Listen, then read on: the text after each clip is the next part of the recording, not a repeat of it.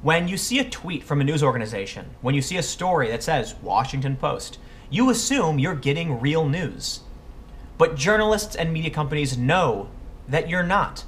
And the truth is, people would rather share the funny, sensational video than the actual news story, hence the guinea pigs.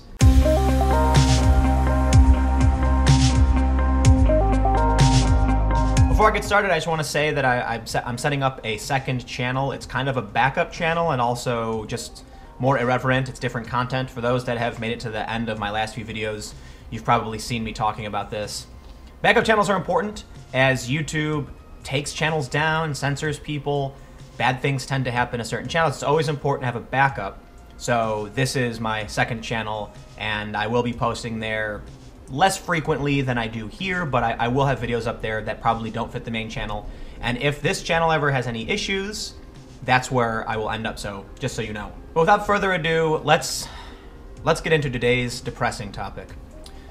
Let me ask you, how does it feel to know that no matter how big or how important a breaking news story is, no matter how large of an impact this story will have on your life, on the world, people would rather watch guinea pigs jumping from rug to rug? This is a video with almost 15 million views, almost 100,000 shares. It's certainly not the most viral video. It's probably the funniest video I can think of when talking about this issue. The average person is so far removed from what we care about. If you're watching this channel, I assume you're searching for topics like fake news, mainstream media, politics, conservative versus liberal, etc. These are the things that I tend to focus on. International conflict and crisis. And the amount of people who watch videos like this, it's really, really small. So to us, from our point of view, we feel like this is the most important thing in the world. And for a lot of reasons, these stories are. When we're talking about tax reform, when we're talking about protests and free speech, these things are going to have a serious impact on our culture. In fact, we see late night hosts, Jimmy Kimmel, Stephen Colbert, they talk about these things too, because they really are important. But the average person, at the end of the day, would prefer to share and talk about the guinea pigs who jumped from rug to rug. Why? It's easier, I guess. Some people have said, you know what, we need a break. No, that's not a real excuse, because people don't even search for news. But let's get into the actual news story. James O'Keefe, Project Veritas, and one of their latest releases.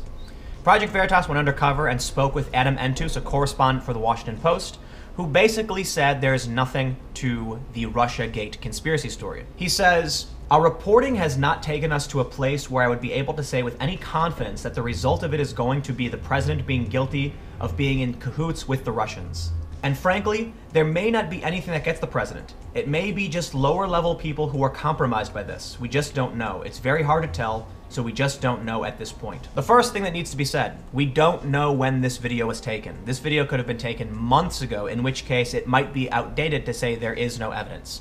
But it also shows that it's what we've heard a lot from a lot of reporters for a while, that there isn't a lot behind the Russiagate investigation. And now we're hearing off-the-cuff conversation where a journalist at the Washington Post says, we're just not there yet. So keep in mind, this could be old video, we're not sure, but I think it's fair to say this video actually makes Adam Entus look pretty good, and it makes the Washington Post news division look pretty good. The reason I told you the story about the guinea pigs, and the reason I wanted to talk about this now, is because news is so microscopic compared to the editorial departments of large news organizations. Most of the stories that you see are the editorial department putting out their point of view and not reporting facts. And it's not fair to the average person. Now, journalists understand this. They say, oh, but that's the editorial department, that's opinion, that's analysis, that's our point of view, that's not actual news reporting. And they expect the average person to understand the difference.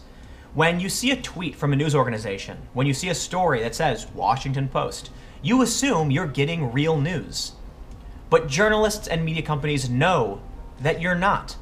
And the truth is, people would rather share the funny, sensational video than the actual news story, hence the guinea pigs. There's something that people would like, they'll latch onto, it triggers some kind of emotional response, and they'll share it because they like it. That's the editorial department. That's what I call the guinea pig department. No, I'm kidding, I don't actually call it that. But you get the idea. And this to journalists is not controversial.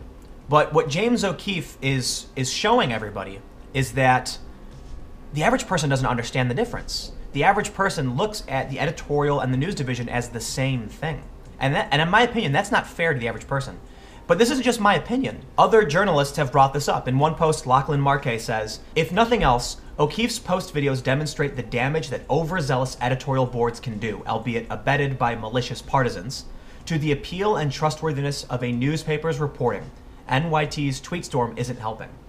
And this is in response to the New York Times opinion Twitter being taken over by the editorial board to oppose the Republican tax reform. But there's some other journalists. Anthony DeRosa says, the Project Veritas videos accomplished something very important.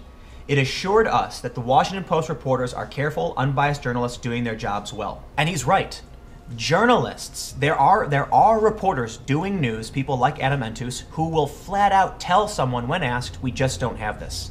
But the editorial department, they're overzealous, and they're going to push a narrative whether or not they have the facts. Let's take a look at this New Yorker piece. Take a step back and remember how politically explosive it would have been a year ago to know that the Trump campaign was colluding with WikiLeaks. Colluding with WikiLeaks. Okay, this story is based off the fact that WikiLeaks DM'd, direct messaged, Donald Trump Jr. on Twitter, to which Trump Jr. sent 3 replies back that were kind of innocuous, and then ignored the rest of WikiLeaks' messages. It helps to take a step back and remember how politically explosive it would have been a year ago to know that the Trump campaign was colluding with WikiLeaks. Consider the timeline we can now piece together. On September 21st, 2016, the WikiLeaks Twitter account sent a direct message to Trump Jr., who quickly notified 4 top Trump campaign officials. The highest levels of the campaign knew that WikiLeaks was in touch with the candidate's son and close advisor. On October 3rd, 2016, Trump Jr. asked WikiLeaks, what's behind this Wednesday leak I keep hearing about? So do you want to argue whether or not that's collusion? Because to me, it sounds like light messaging followed up by nothing. It seems like there was no real collusion, right? If you were to ask me what collusion was, I would say that they coordinated something with each other, not 3 messages from Trump Jr. went to WikiLeaks. In my opinion, I think this is disingenuous. Sure, you're technically being honest, I get it. But this piece is an opinion piece. This is not factual news reporting. I don't know what James O'Keefe's mission is. I know that American Pravda is going after the mainstream media to call out their BS. And I can say that having worked for some mainstream companies, there's a lot of BS to be called out. At the same time, let's not forget, there are real journalists who work for some of these organizations. I have a lot of respect for a lot of people. There are some people at BuzzFeed I have a lot of respect for. There's some people at The Atlantic I have a lot of respect for. There are people at The New Yorker I have a lot of respect for. Even though I will call out this editorialized piece, and I can call out even James O'Keefe for the editorialization that he does. Whatever his intent is, I think it's fair to say that myself and many other journalists think James O'Keefe has actually accomplished something important. He's showing that there is a difference between editorialization and news. I don't know, you can say that he's just trying to smear these media companies. The left is going to go after him. And I'm not going to declare what I think his intent to be. Other journalists and myself, this is not just my opinion, agree.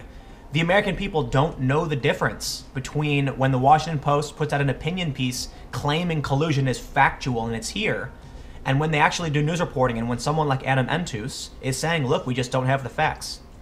Editorialization, editorial boards, guinea pig journalism, it's taking over. It gets more clicks, it makes more money, and it's going to be front and center. And the fact-based news reporting that we need to function as a democracy is getting pushed down. Not necessarily because of these news organizations, but because of ourselves. It's who we are. There's a natural evolution taking place, and it sucks. And that's why a guinea pig video is going to get 15 million views, 100,000 shares, but the Washington Post story about the woman trying to seed false information only got a few thousand shares. I don't know how many views it got. But a lot of people are talking to me about how a paywalled piece of content has the potential for virality over free content simply because it's premium, because it's real good content versus bad content. And this is my example. That's just not true. A minute-long video, a 30-second video of guinea pigs jumping from rug to rug has further reach than fact-based news reporting that might be very important to how our society functions and the problems we need to solve. So here's what ends up happening. Activists and individuals get enraged by this opinion news, thinking it's real, thinking it's fact-based reporting when it's not. They act on that. They write more pieces. It's a game of telephone, where eventually they're all saying purple monkey dishwasher. Simpsons reference, if you got that.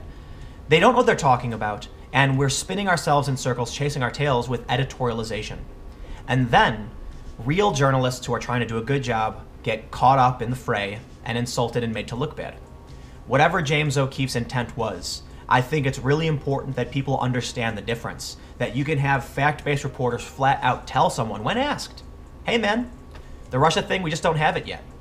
But the editorial department is going to flat out definitively say it because they're going to get clicks and make money. People often believe in this conspiracy that the mainstream media supported by partisan groups, the Democrats and the Republicans are funding certain programs, and to an extent that's true. And I've often asked myself, why is it that digital media today is so far to the left? Most digital media companies that are prominent and making a lot of money and getting a lot of investment are left-leaning. Why are they willing to be what we call mission-driven storytelling, in which case they'll eschew fact-based reporting in favor of pursuing a narrative? Essentially, that their editorial department is their news department now. A lot of people believe it's a conspiracy. I don't think that to be true. I think if you go back to the beginnings of the internet, you'll see what works and what doesn't. When you put out a fact-based piece of reporting, are people going to share it? Yeah, to an extent. But if you put out a hyperbolic, aggressive opinion piece, people are going to share it like crazy. If you have a mission, people agree with you, they will share that because it furthers their cause too. And that will spread the influence to more people who will then latch onto that cause. Naturally, what happens? Websites that produced fact-based reporting don't get the reach and don't make the money. Websites that have mission-driven storytelling that push a narrative make a ton of money. This attracts investors. Investors say, you're making money, whatever you do is working, we'll give you more money now to expand. They hire more people, they become wealthy and powerful, and then the biggest companies we see in media have a mission, and the real news gets shoved to the bottom. But hopefully, regardless of your personal opinions on what O'Keefe and Veritas do, you realize that there's usually some kind of benefit. And as I showed you, there's more than the journalists I've shown in this video who realize that something positive can come out of what Veritas is doing, whether it's their intent or not. That people need to understand the difference between opinion and news. And then we also need to realize that news has been shoved to the bottom of the barrel and we're not getting it anymore. I don't think there's a such thing as, being unbiased per se. When a lot of people talk about the idea of objective journalism and unbiased reporting, they say it's impossible. Well, that's not necessarily true. And I've talked about this in the past, right? I'll reiterate it. Objectivity is simply, if I see two people across the street get to a fight, I can objectively tell you guy A punched guy B. But if guy A is my brother, then I'm biased, and of course I'm going to support my brother. So we need to look for reporting that is removed from these circumstances. And unfortunately, when it comes to O'Keefe, when it comes to issues of activism, news organizations are going to defend each other because they're biased. A journalist is looking at a journalist saying, I would rather trust a journalist than this conservative activist. They'll take away the title of journalist from James O'Keefe, from Project Veritas, so they can label them the other because clearly they don't align with their own politics. But unfortunately, there's many different kinds of journalists. And James O'Keefe is a journalist. You can call him an activist. He does have a political agenda. And it is what it is. You can say the same thing for most journalists at most places. And even myself, you can call me an activist for free expression, for information. And I got my roots are in the hacker community and information activism. So nothing's perfect. You need to take everything with a grain of salt. And hopefully what Veritas has done, and hopefully even this video, can help shed a light to an extent on the problems we're facing and the value that we've gotten out of these Washington Post videos. So let me know what you think in the comments below, and we'll keep the conversation going. You can follow me for breaking news and live streams from around the world at Timcast on Twitter. If you want to support my work, go to timcast.com/donate. Give whatever you'd like or give nothing at all. My videos are always free and available every day at 4 p.m. And in the description below, go to my second channel and check it out because it's my backup channel. I talked about this in the beginning, but again, thank you all for watching, and I will see you tomorrow.